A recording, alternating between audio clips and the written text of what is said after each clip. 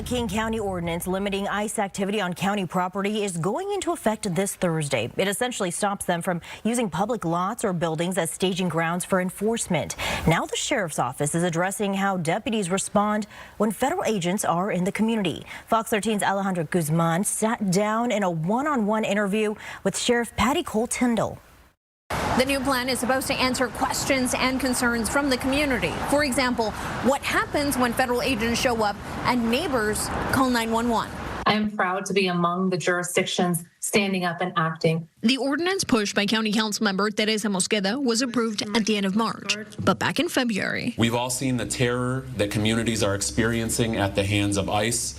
County Executive Gurbay Sahalay gave the sheriff's office a deadline to detail its plan when it comes to deputies interacting with federal agents in writing. What really changes on the ground? You know, not much. This is exactly what we were doing before. Sheriff Patty Cole-Tyndall explains what happens when someone sees one of those interactions and calls 911. They'll arrive on scene, make an assessment about what is actually happening in that moment, and from there they'll take whatever appropriate action they deem necessary. Deputies can verify identities, but they do have limitations. I want to be clear.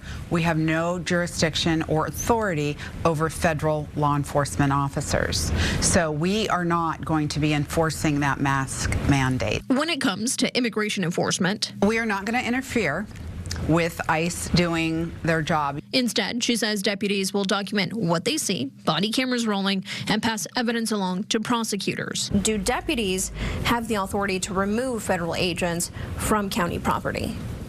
No, we do not. We will not put our hands on the ICE agents or the federal agents and remove them. For many in the migrant community, this raises a bigger question. What does calling 911 actually change? I can't really speak to whether somebody's going to be deported or not or taken into custody. Sheriff Patty Cole-Tyndall says the goal is transparency, and she admits that behind closed doors there was a push for a hands-on approach, but she refuses to put her deputies on a blue-on-blue situation. Bottom line is, even though the ordinance does spell everything out very clearly on paper, she says that this is not going to be stopping federal agents from entering county property. I'm Alejandra Guzman.